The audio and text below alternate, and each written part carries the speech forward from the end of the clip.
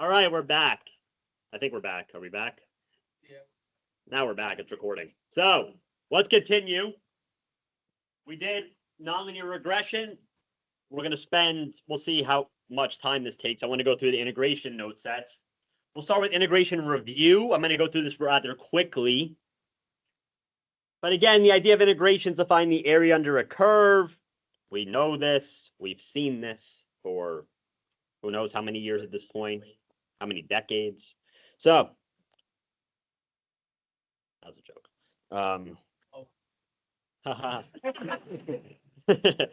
So, first thing is power rule. Add to the exponent, divide by the new exponent. Again, we're going through this quickly. Use substitution.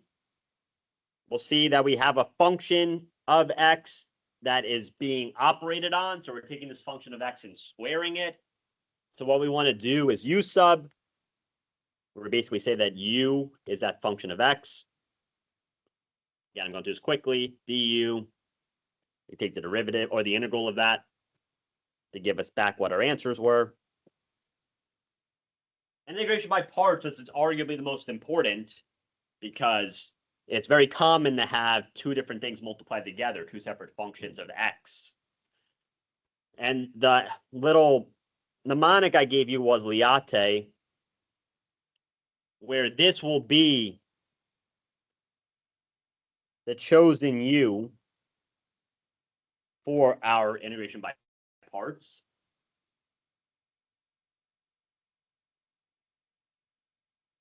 So in this example here, I have x as one function and ln x as the other function. I need to choose one of them to be u. Based on this liate, which one should I choose to be u? Huh?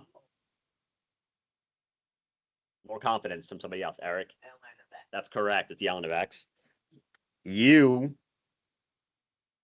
is ln of x, so this thing is u, which means that our dv is everything else that's left over. We'll say that dv is x dx. See that? So we have to take the derivative of u and the integral of v. What's the derivative of ln x? 1 over x dx. And what's the integral of x dx? Yeah, it's 1/2 x squared. What's our equation for integration by parts? That's correct. uv minus the integral of v du.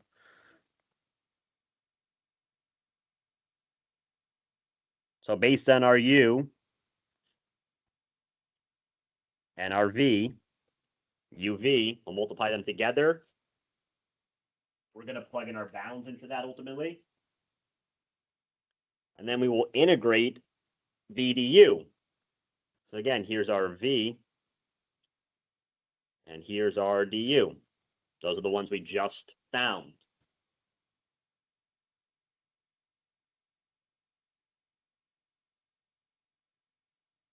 So we can go through all that algebra and get an answer for the exact integral. Any doubts about exact integration?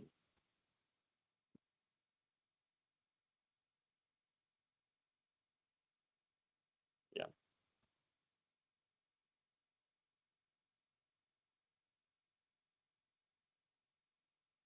I have to write that one down. Yeah.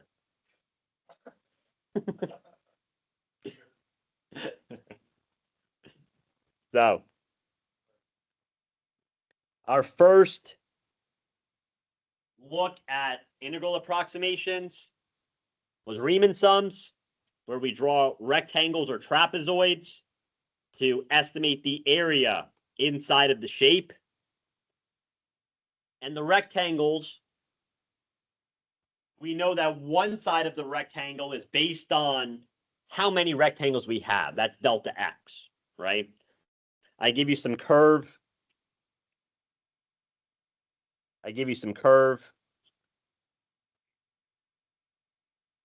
Make this straighter.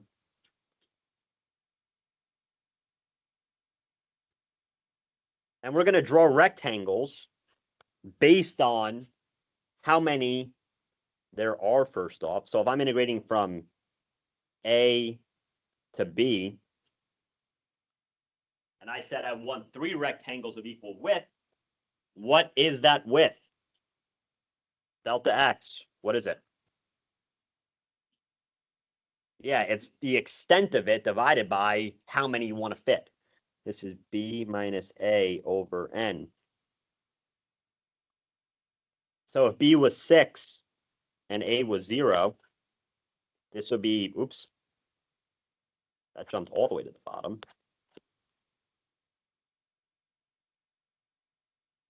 That would be 6 minus 0 divided by the number. Let's say I want to fit 3. This would be 6 minus 0 over 3. Delta x is 2.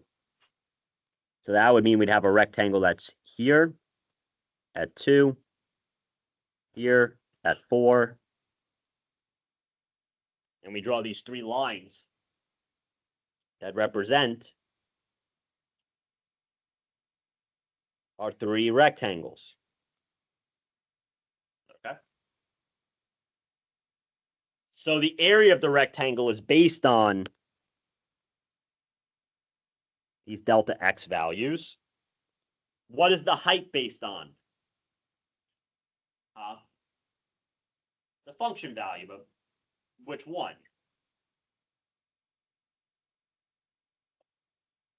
Yeah, it depends on if I say left or right. If we're doing left, what's the height of the first rectangle based at? What x value? 0. So this would be our first rectangle if we're doing a left Riemann sum. The next one will be based at 2.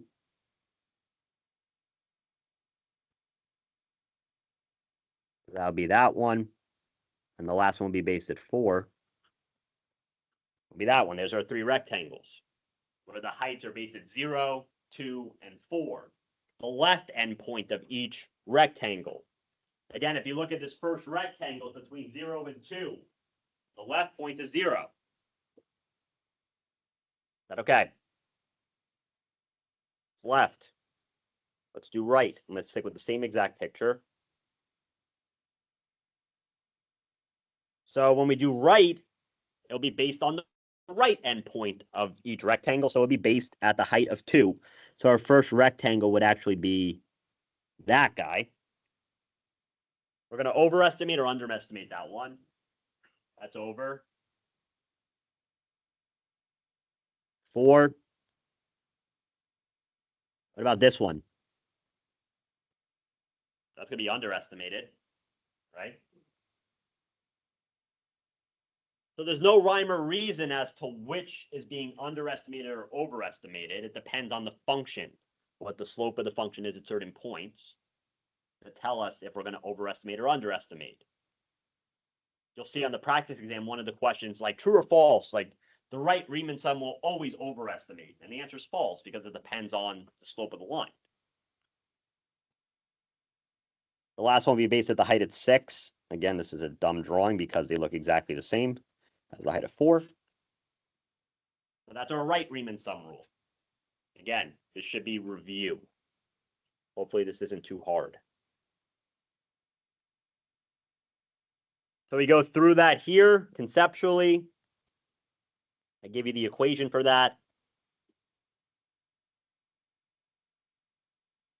Or if you look at the way I did this definition, I said that the first point was x0, and then every point afterwards was an increase in the I value.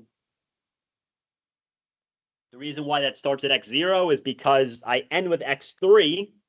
That signifies there's 3 rectangles, right? I need 4 lines to create 3 rectangles. So we start that first line at x0. So A right is based off the right endpoint. If I say 0, I'll say 0, 1, 2, 3. If I'm doing the right endpoint of these rectangles, that'll be based on x1, x2, and x3. Oops. x2 and x3. That's how that summation comes about. Summation of f of xi starting at 1 and going up to 3. So x1, x2, x3, all multiplied by delta x. Doubts, confusion? Again, hopefully not. But if there is, let me know. Okay, thumbs ups. Okay, thank you. So, same deal with the left. I did an example here. You can look at that example. Same deal with the left, except now we're using x0, x1, and x2 as our x values to determine the height of the function. So we see that it's the same exact series. The only difference is these indices. We start at 0 and we go to n minus 1. So from 0 to 3 minus 1, 0 to 2 will give us 3 heights for 3 rectangles. Okay? Okay.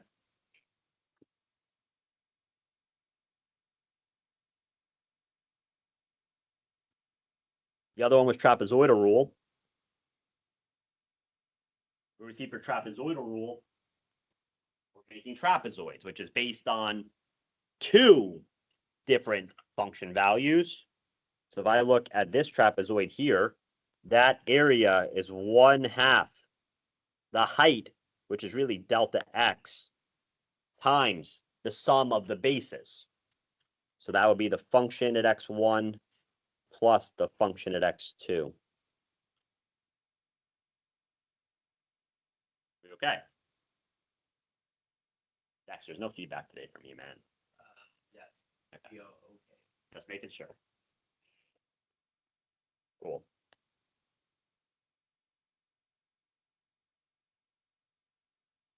So I do this derivation using Newton-Cotes.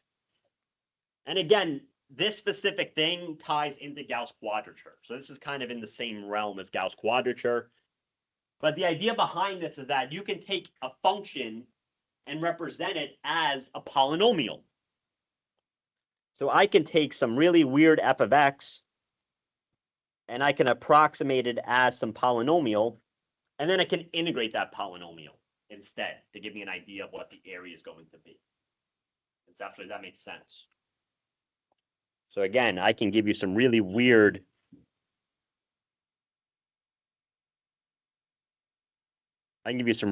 function. I don't know, like this. This is my f of x. But I approximate it maybe as some quadratic type of thing.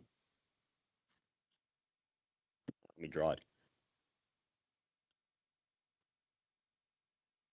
So this would be fn of x. That's some quadratic. So we are taking some complicated function, representing it as a polynomial. Instead of integrating the complicated function, we integrate something that's easy, like a polynomial. And that'll give us an approximation for our integral. Okay? Andres? Yeah. Okay. Rob, is that okay?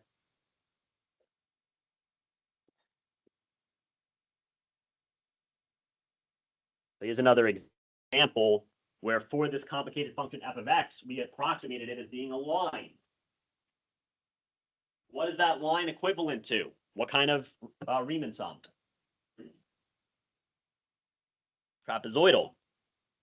So if you were to take a function and model it as a linear polynomial, that would be the same exact thing as doing trapezoidal rule on it with one trapezoid. Anthony, see that?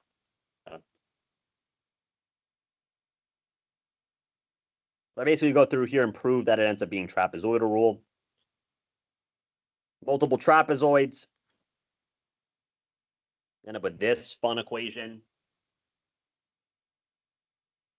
F of A is the height at the lower bound. F of B is the height at the upper bound. What is this middle term? Or the summation. What is that? Yeah, that's the trapezoidal rule.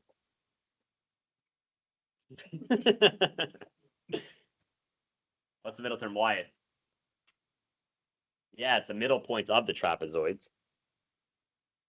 If we come back up to here, we see that the function value at x naught is used to create the first trapezoid. That's our f of a. If you look at x1, x1 creates this trapezoid, and it also creates this trapezoid. It's used twice. If I look at x2, it creates this trapezoid and this trapezoid. It's used twice. While x3, the upper bound, is only used once. So that equation is considering the inner points of our interval. We go from A to B in some increment. All the ones that are inside have to be accounted for twice because they make up two separate trapezoids each. That makes sense. And again, this thing here, this is delta x. That's b minus a over n, assuming we have even trapezoids, even width. And here's an example that we did of an actual function, and then the curves underneath.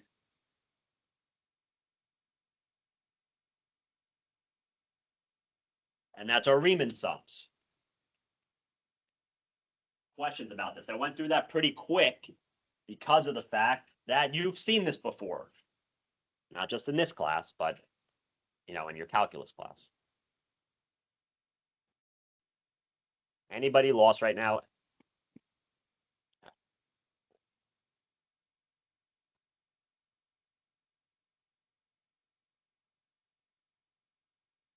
Oh, we just did that. 23. Gauss Quadrature.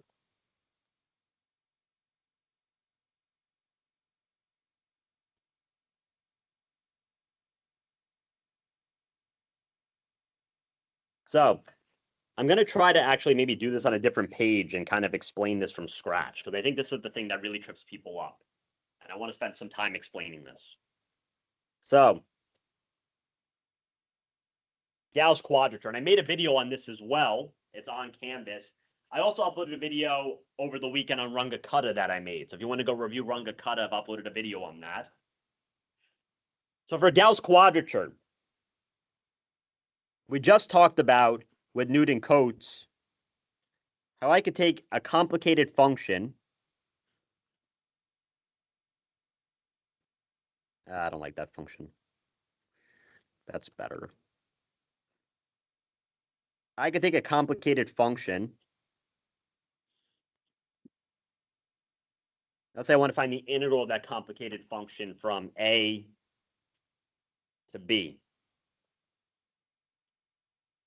We can represent that complicated function as a polynomial.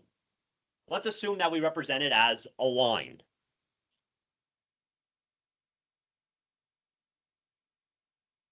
So again, this is the complicated f of x. And this is the line, or the linear approximation of f of x. Do you see that?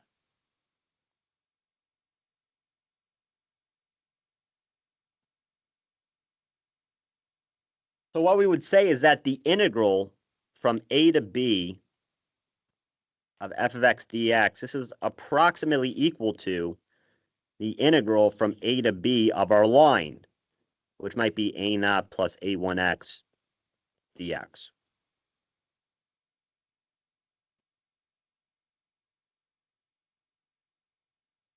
They're approximately equal to each other. Again, it depends on how complicated the function is. That approximation might be really crap, but it depends. Is this okay so far? Okay. This is kind of our motivation. We have a complicated function. We want to represent it as the integral of some polynomial. It doesn't necessarily have to be linear. It could be quadratic or cubic or fifth order. It doesn't matter. So what Gauss Quadrature wants to do is say, you know what? Instead of calculating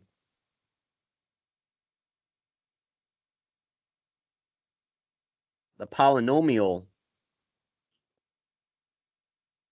integral each time.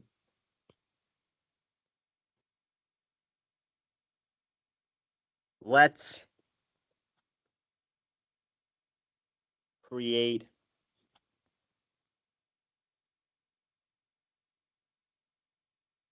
some rectangles.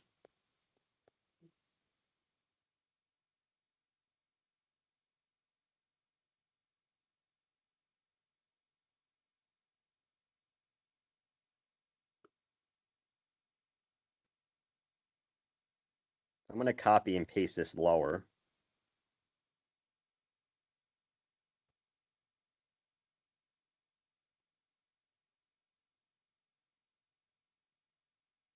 Now what I'm going to do, though, is I'm going to ignore the complicated function for a second. And what we're going to do is say that the integral from a to b of our linear equation, I'm going to force that to be equal to some sum of rectangles. This is the Gauss quadrature part, some C1 times f of xi. This is going to be equal to some summation of ci f of xi.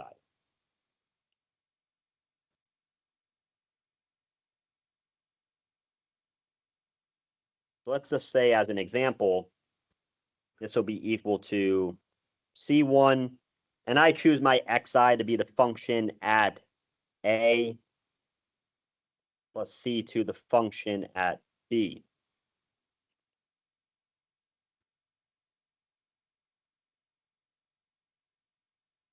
So this whole thing, this is two rectangles. This is two rectangles. Just for this example, I could choose anything I want. I could choose 1, I could choose 4, I could choose all different types of bounds, any sort of rule that I want. This specific rule I'm saying, the integral of this line is specifically equal to this. I'm going to force it to be equal. Yes. So on the exam, you'll specify A, how many rectangles you would want us to use, and B, which endpoints you want us to use. Yeah, I'll specify the rule if I give you a problem like this. Like how many trapezoids or rectangles. That's correct. So just for clarity, because those are equal to two rectangles, so the C1 and the C2 are like the the width. Those are the widths of each rectangle. And then F by FB is just the height. That's correct. We're going to derive what those are, and then we'll draw the picture to reinforce that. So if we're forcing these to be equal, this is the big thing here. We're forcing these to be equal. What that means is that I can integrate the term on the left and set it equal to the term on the right, and then determine what C1 and C2 have to be. So if we integrate a naught plus a1x, this will be a naught x plus 1/2 a1x squared from a to b. Do we buy that? That's just what the integral is.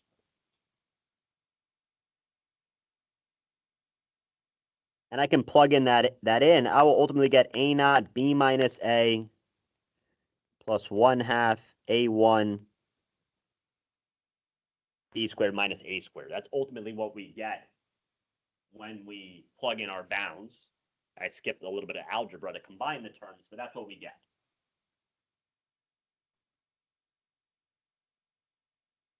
So this is going to be equal to C1 times the function at A. Remember that this is our function that we're setting it equal to. So I'm going to plug A into that function. That will give me A naught plus A1A. I know there's a lot of A's and stuff, but note that A naught and A1 are known. That's the slope and the y-intercept of the line that are connecting the points, while A and B are the bounds of the integral.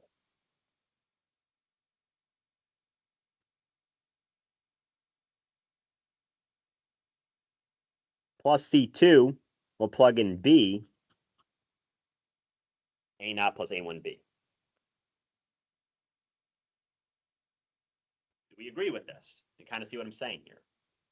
We're forcing this equality. We're going to integrate this and say this has to be equal to that. So I'm going to go ahead and distribute some things. This is C1 A naught plus C1 A1 plus C2 A naught plus C2 B A1. I'm just distributing.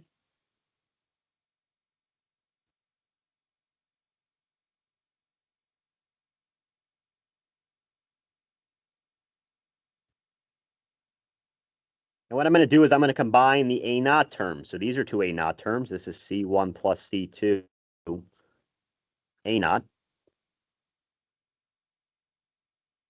I don't want to use red. I'll use double lines.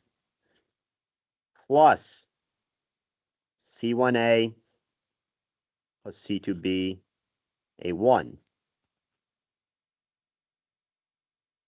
Yeah. Just a little bit of algebra. And this thing is equal to the term I had above. I'm just rewriting it.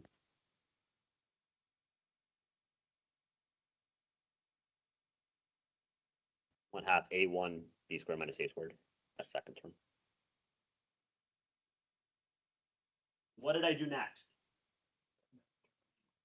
Yeah, we did the method of undetermined coefficients, which basically says if you were to look at the terms that have the same coefficient, so for example, here's an A naught. I don't like that. Here's an A naught, and here's an A naught. Those two terms that both have A naught have to be equal to each other.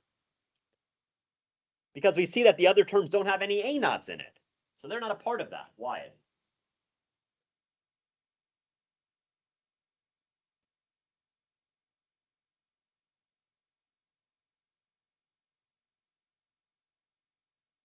Well, that would improve your approximation, right? No. I mean, it just depends. Like, you could approximate it as a line. If it's nowhere near a line, it's going to be very off. But if it's something that's more like a cubic, if you do a cubic Gauss Quadrature rule, you'll end up getting something that's really close or even exact. It just depends. So what we're going to do is set those equations equal to each other, meaning this guy and this guy. That will give us that B minus A is equal to C1 plus C2. That's one equation with two unknowns. We need to find the second equation now, which will be based off of the A1 terms. So here's A1, and there's A1. So those two terms have to be equal to each other.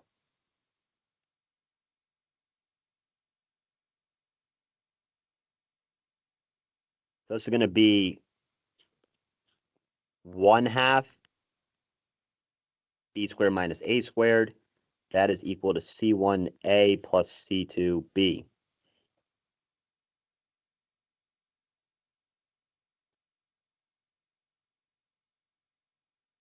Okay.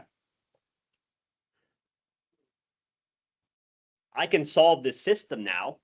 I want to eliminate, let's say, or substitution. I want to eliminate C1 or C2, right? So maybe I'll multiply the top one by A and then subtract the equations. Is that okay?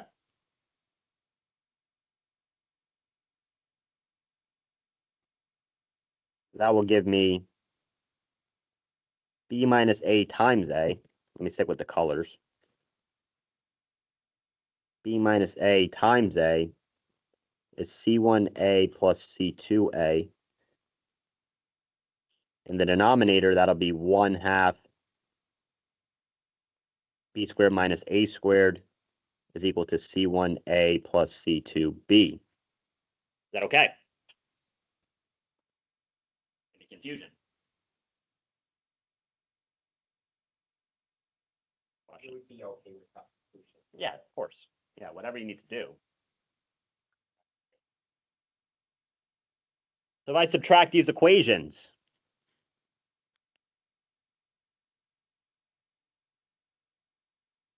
this will give me B minus A times A minus 1/2. What is B squared minus A squared?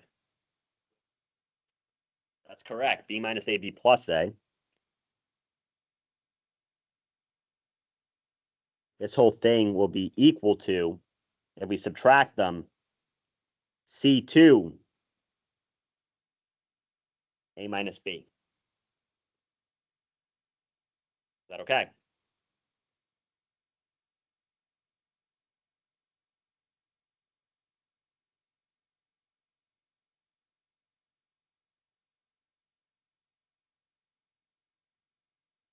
What can I do next?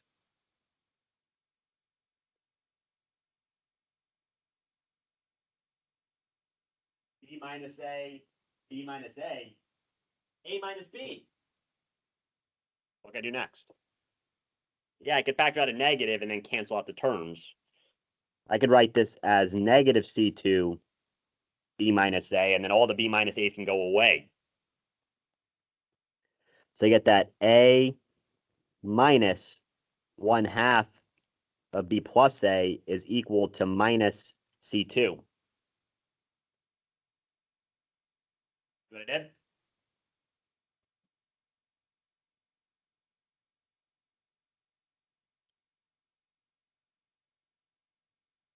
So I can go ahead and try to add some things. This is A minus, if I distribute this, that's B over 2 minus A over 2. Okay. That's equal to minus C2.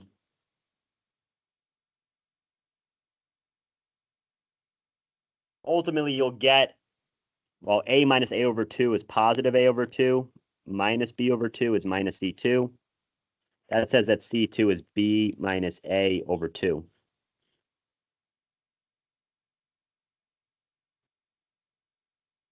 See that?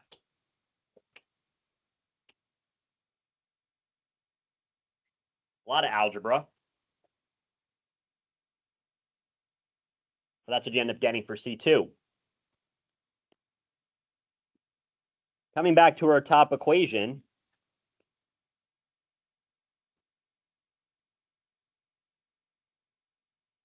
we have that C1 plus C2 is equal to B minus A. C1 plus C2 is equal to B minus A. And C2 we just found as B minus A over 2. So what's C1?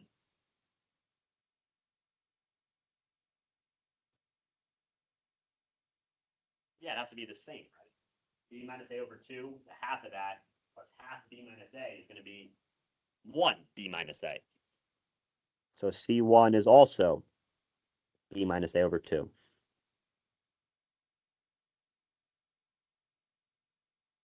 So let's see if we can conceptually understand this. We have these two C1 values found. From Gauss Quadrature, these will be the widths of those rectangles. So if I come back up, B minus A over 2 is right in the middle. Well, the width of this is B minus A over 2. The width of this is B minus A over 2. Do we agree with that? B minus A is the whole thing. I'm going to split it into two parts. C1 and C2 are the widths.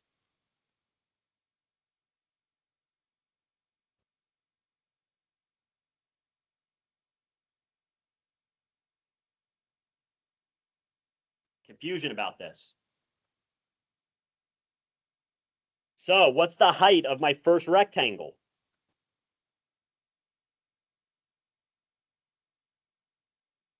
Yeah, f of a, it's the height that is there.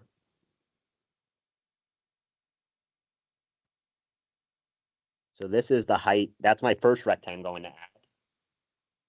What's my second rectangle I'm going to add?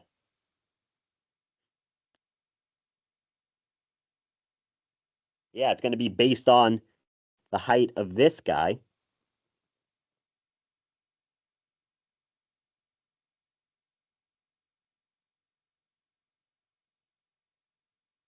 And what we'll see is that the area of those two rectangles, because we forced it, has to be equal to the area under the line. And if you look, this area here is overestimating. This one is underestimating by the same amount. They end up canceling.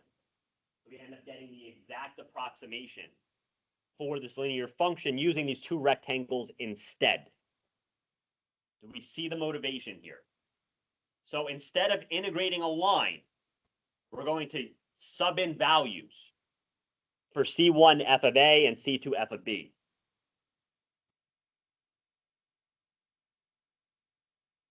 Is that okay? Let me do an example. I'm just going to make something up. Let's say I give you the integral of, I don't know, x to the fourth dx. I'm going to integrate that from 1 to 2.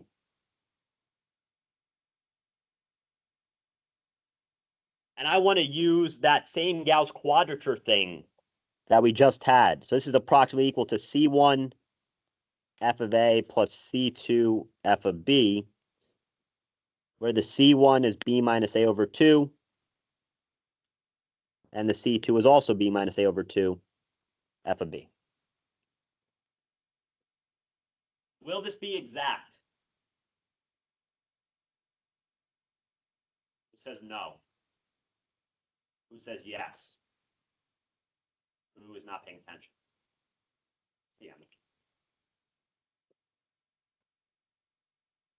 This is not exact because this was derived assuming that f of x is linear. X to the fourth is not linear, so it's just an approximation. So just to kind of tie this all together, x to the fourth looks something like this, I think. Something like that. And I'm going to integrate, let's say that this is where 1 is. This is where 2 is. Those are the bounds of integration. I want to integrate from 1 to 2, but I'm using this Gauss quadrature rule. If I'm using this specific 1, what derived that was assuming that this was a perfect line. So we are not going to get the right answer for the integral. It's going to be an approximation. Yes. Yeah, I actually had a question on the quiz that I made up. I put it down. I want to do it if we have time before class ends. But so in this problem, what we're doing is assuming that this function is linear. It's not, but that's our assumption to simplify it. So instead of integrating x to the fourth, we'll just say, you know what? Let's integrate a line. Well, then I have to find the line. I have to find the slope. I have to find the y-intercept, blah, blah, blah. That's annoying. Instead, I know what the C1 and C2 are to give me. This would be equal to the line area.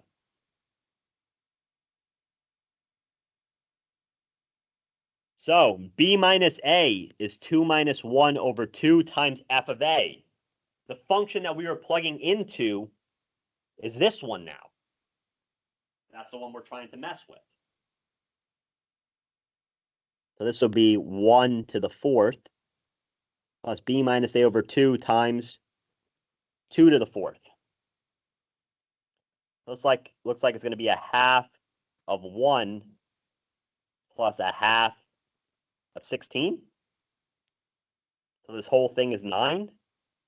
1 plus 8 is 9. That's what we get for that integral. Oh, sorry, 8.5. Thank you. Only one person caught it. Thank you, Doreen. Okay. If we integrated this for real, the integral of x to the fourth is a fifth of x to the fifth from 1 to 2. That's going to be 32 over 5 minus a fifth. That's 31 over 5. What is that? 6.2, I think. That seem right? I think that's right. This is 6.2. You can see from this graph that we're overestimating with the line, which is why our rectangles give us a bigger number. Well, for this, we end up getting the exact, which is 6.2. But if you didn't want to integrate that, you can just do this approximation. Does that clear up Gauss quadrature for people a little bit? It does. Okay, a lot. Perfect. Great. Let's do another example of this from the quiz. I gave you a quiz question. that was something like this. I couldn't see it on my iPad, so I had to take a picture of it with my iPad. A scientist is proposing a new Gauss Quadrature rule where she's approximating the integral in the following form. So Gauss Quadrature from a to b of f of x dx, this is approximately equal to c times f of x1. Is that okay? That's the rule. If the quadrature rule is expected to be exact for functions of the form below, Jake, I'm answering your question now. For functions of the form below, what is the constant c?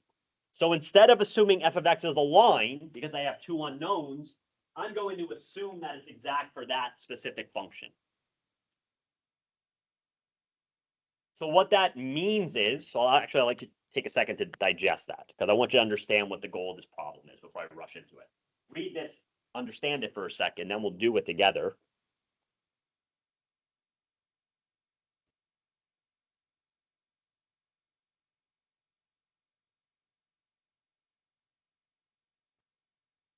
So typically we would say that this is a line, but in this problem, this new science is saying, no, let's assume it's e to the x, Jacob.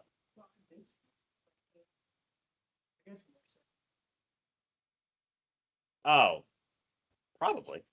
I don't know. Then I made this question up, so maybe Dr. Call did. I don't remember, but I'm sure that there are.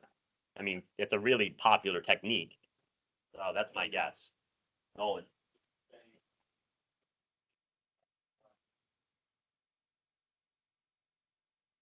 Weird thing that has, we're using one rectangle that would basically be summing the area under an exponential.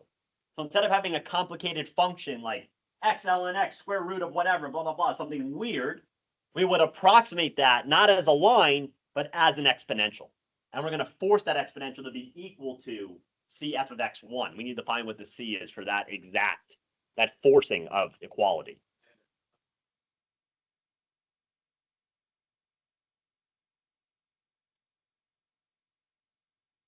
Yeah, sure. It depends.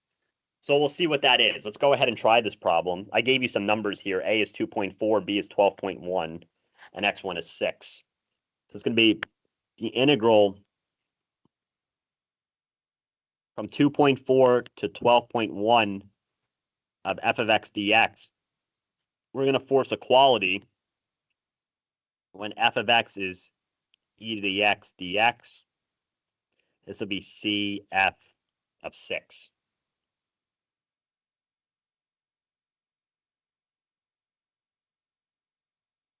So just to reiterate, I gave you some complicated function. To simplify it, we end up connecting the 2 points using this exponential e to the x. And then we will say this rule is exact for this e to the x, but it's an approximation for some random function, just like we had with the lines. So if we're to integrate this, we get e to the x from 2.4 to 12.1. That is equal to c times f of 6. What's f of 6? E to the 6th. Is that what you're going to say? Yeah. E to the 6th. This would be e to the 12.1 minus e to the 2.4 is equal to c e to the 6th. So for this specific problem, c ends up being e to the 12.1 minus e to the 2.4 over e to the 6th. And if you do that, you get 446 approximately as your answer. Any confusion about this? I can give you any rule that I can make up off the top of my head and say, tell me what the unknown variables are, assuming that it's exact for this type of function. Or if I don't specify what type of function, you have to assume it's a polynomial with that many unknowns. So if I have 3 unknowns on the right, what kind of polynomial do I want to integrate?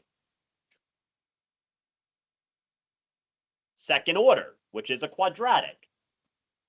Because then I'll do method of undetermined coefficients with 3 equations. A naught to A naught, A1 to A1, A2 to A2. Doubts about that? Yes. Not like a doubt, but a question. So,